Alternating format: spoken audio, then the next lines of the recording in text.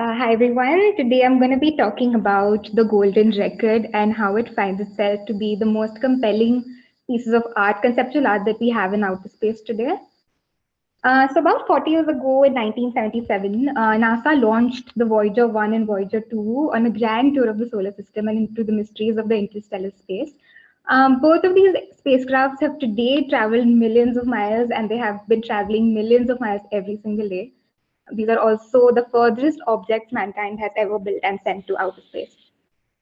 So while the Voyager is on its way to this interstellar journey, it sent us some like beautiful pictures of what it took along the way. The picture on the left is Jupiter. The picture on the right are the rings of Saturn. This one's of the Uranus and Neptune. So throughout its journey, the Voyager took a lot of pictures of the solar system and sent us a lot of them. This includes one of the most famous pictures that we have of Earth, which is Earth being like this pale blue dot, barely a pixel against like this glowing ray of the sun. So these images are also the first of their kind, like considering that they were they were captured by cameras built in the 70s. This was like a mammoth task of like a Voyager going so far, like millions of miles away, and taking these pictures back and forth. 69 KB. This is all the storage that was present on the Voyagers for taking the pictures that they took along and send it back. Basically, like what huge computers were able to store that time, like even like our smallest devices can today, which was like a big technical difficulty during that time. It's been more than 4 decades after the launch. The Voyager still talks to us. It still sends us images. It still sends us information about the solar radiations. But all this comes at a cost, right? Because it still has to go a million miles ahead. So the cameras that have captured those stunningly beautiful images that you've seen before have now been turned off, and only half of the instruments that were in the Voyager are still functional. So what NASA does is it reprograms some of the existing softwares on the Voyager for it to perform well and still extend its journey as much as possible. So this is the day till when NASA sort of expects to cease all communications with both the Voyagers 1 and 2, which is 2025. All the instruments will fail to produce enough heat to survive the extreme weathers of the outer space. The machines are going to be too cold and the signals are going to be too weak for them to reach back to the Earth. And all things on board are going to stop working like after a while, except one. So on these Voyagers, NASA attached two golden phonographic records, basically to attempt to tell humanity's story to extraterrestrial intelligence or extraterrestrial life. So at that time, these records could only run for 30 minutes. So 30 minutes was the amount of time they had to tell the story of the Earth. But yeah, NASA being NASA were able to push the limits, sort of cross the boundaries and extend those 30 minutes to 90 minutes. So basically, we have 90 minutes now to tell humanity's story and our life on Earth. So after the hardware was figured, the team had to decide what they wanted in the record. There were a lot of suggestions, but it was fixed that we would have greetings, we would have sounds from Earth, and we would have images to explain Earth all in 90 minutes. This was the team behind the Golden Record. So Carl Sagan was the lead of team astronomer, a very famous astronomer. Frank Drake, who pioneered the search of extraterrestrial intelligence, was the technical director on this team. John Lomberg has designed the cover, which I'll show in the coming slides, and Anne Gurin was the creative director, and she also helped curate the entire sound and images that went on the Golden Record. So yeah, this is the cover of the Golden Record. John Lomberg designed it. So the icon labeled 1 is basically our position in the solar system. So once extraterrestrial happen to find this record, that is how they can locate us. Number 2 is a symbol that they derived for the hydrogen atom, and the small line that you see joining those two circles is supposed to be 21 centimeters, which then, okay, so this is all in assumption that the extraterrestrials are very, very technologically advanced than we are right now. So this basically was for them to decode the record. And if you see 3 and 4, 3 was basically how to attach this record to the phonograph and how to play it. And if you see the dashes, those are the Morse code of how to play the record. And image 4, if you see, is basically they have to like adjust it to a specific frequency for it to be playing these audio and visual sounds. So mammoth task again, but in one of John Lomberg's interview, he said that there were a lot of assumptions made while designing this, assuming that they're very intelligent, assuming that they would be able to decode, but it was our chance as humanity to send out what was Earth in outer space. Coming to the next slide. So the sound. So there's 90 minutes of sound on one of the sides of the record. I'm just going to play like a 3-second just for you to understand what it sounds like.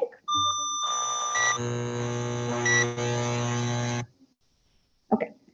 So this had like a mixture of everything, most of the sounds that they could capture from the Earth. It's also known as Earth's greatest music. Some people have called it the mixtape of planet Earth.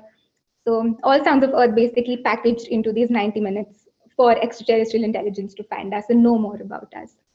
Now these sounds were also curated very thoughtfully. They were intended to chronologically tell the story of planet Earth only by sound. So you have like the volcanic eruptions that formed the geography that we have today. You have sounds of thunderstorms, and then it gradually moves to more man-made objects, the sound of like of telephone and the sounds of like rocket launching. So that's how it was curated. Like even the sounds were curated depending on the chronology of how they happened on Earth. There were also greetings in 55 different languages. So different languages diversity was one of the major aspects that they wanted to bring in the golden records, because Earth is too diverse to just have a language in one, have the greetings in one language for extraterrestrials. So this picture, in fact, is Carl Sagan and his son Nick, and he is actually said one of the lines, which I'm just going to play for you. Hello from the children of planet Earth. So this is what he says, and there's hello being said in 55 different languages. The then president of the United States has also addressed welcoming extraterrestrial. A lot of UN delegates have spoken as greetings. So yeah, a lot of welcoming for extraterrestrial in the entire 90 minutes. So the next part was images. So if you turn the record around, these are not your usual images. Because of the 69 kb limit that they had, all the data of a visual image was turned into like this analog audio signal. So assuming that the alien lives were smart enough to sort of decode these audio signals into a visual form, that's how they were going to recreate it. They were not actually JPEGs or PNGs or any of that was going on. This was the first image on once you turn on, like once the extraterrestrials could turn on the record and play the record, this was the first image they could see. And if you see on the record, there's a circle with a rectangle. So basically that told you that if you saw that image as your first image, you've done it right.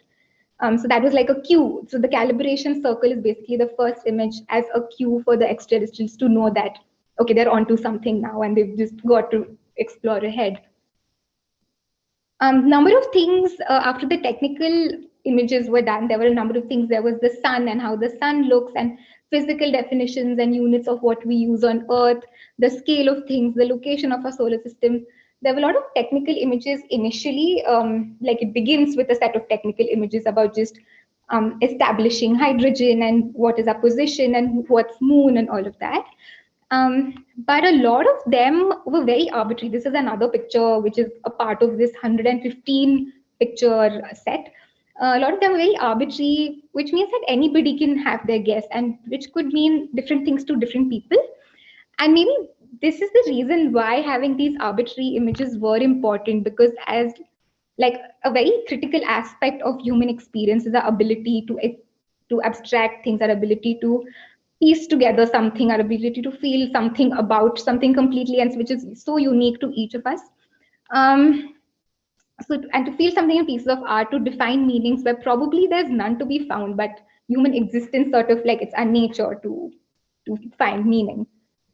So this is another image that is there in the set. So it's basically like a girl in a supermarket, a very ordinary picture. If you have to see at the first glance, she's probably just eating some fruit, which is at the shopping aisle. Perhaps she's even paid for it.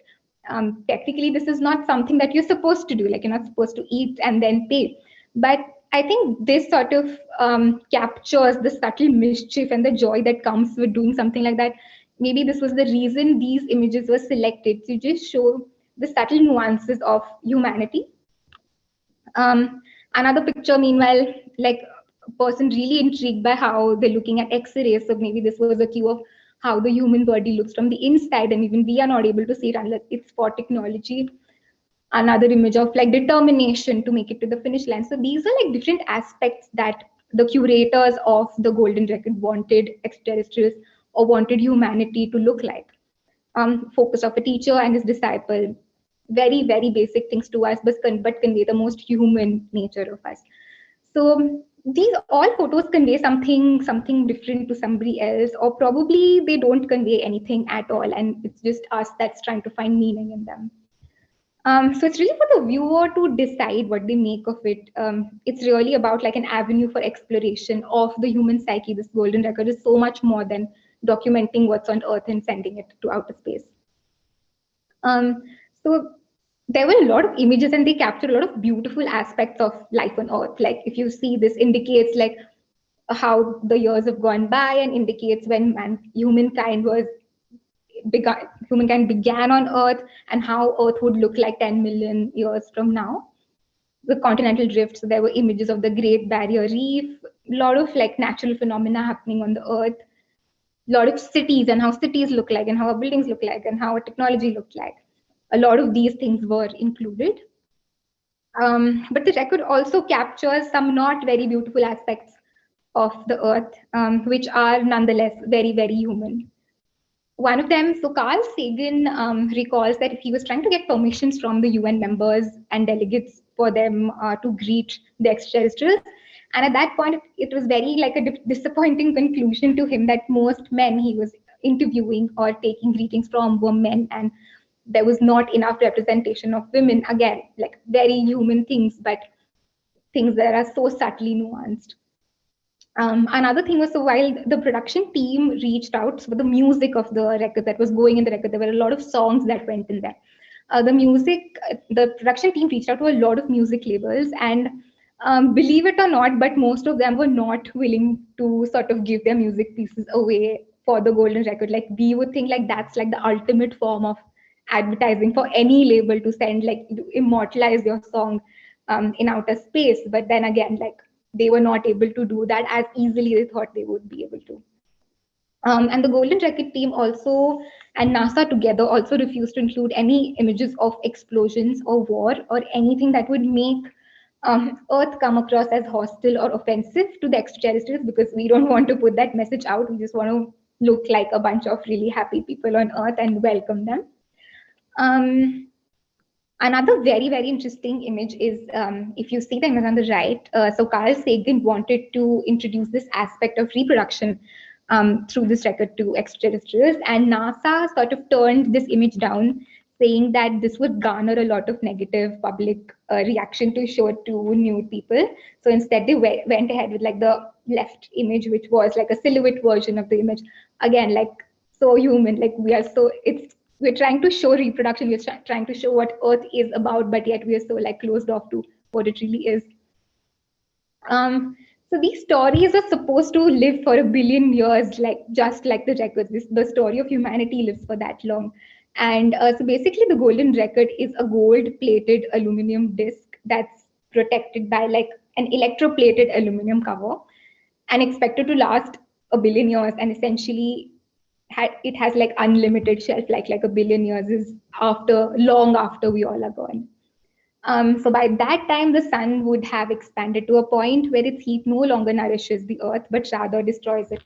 Everything is going to be gone, and the sun's energy is slowly going to destroy everything that earth is made of. And the play blue dot will have been just reduced to like nothing after 1 billion years.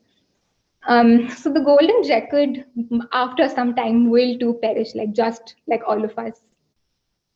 So this is where we are at. So the scientists have identified 113 habitable planets within 34 light years of the Earth.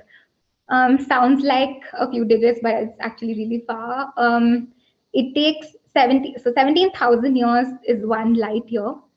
Basically, the Voyager travels at 35,000 kilometers per hour, which means that it's going to take 40,000 years for the Voyager to reach even the nearest habitable planet, which is long after all of us are gone. Um, so, what is the purpose of all this? What is the purpose of sending something out there that might actually not be found? And if actually be found, they would not even know how to um, play it or record it or use it. Then, what is the purpose of all this? So, the golden record is basically highlighting a sentimental value in otherwise a very technical pursuit of going outer space and showing how technologically advanced we are. Here is this one record which is sent 40 years ago that shows the sentimental value of what we have as human beings belonging to the earth. So Frank Drake, who was the technical director of the Golden Record and the team, says that there's only an infinitesimal chance that the records will ever be seen by a single extraterrestrial, but it will certainly be seen by billions of terrestrials. So it's the purpose is much larger. It is an appeal and expand to human spirit to make contact with the extraterrestrials, a welcome expectation of mankind. Like it's much more larger than somebody just finding it. It's for us rather than for them, and like having this idea that we are a part, like a single unit, which is humanity. These were like the images that you see are some of the images that were there on the Golden Record. And since I have gotten to know about the record, it's been a few years, and I constantly keep thinking about these images and the images that the Voyager took of Saturn and Jupiter. And all I could think was that what if they were meant for being today, if the cameras which we have are much higher definition and storage, we could probably like send out so much and bring in so much from the space.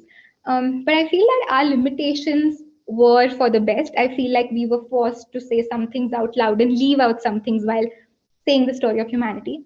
Perhaps it was good that we were restricted by those 90 minutes and those 115 images. It made us sort of very aware and very intentional for every pixel and every syllable that we've sent out. A lot of things to think about. So yeah, the Golden Record sparks this imagination, right? And for me, it's like this beautiful intersection of where like conceptual art and science come together and like instill this whole sense of wonder about the universe. And me, like the Golden Record is the last sort of human thing that's gonna be still somewhere, like running into outer space long after human civilization will be gone forever. And so wonder all you can. You don't. I actually have heard this. I heard somebody say this that you don't know what you don't know, and I think it's so fit for this presentation that you really don't know what you don't know, and there's so much more.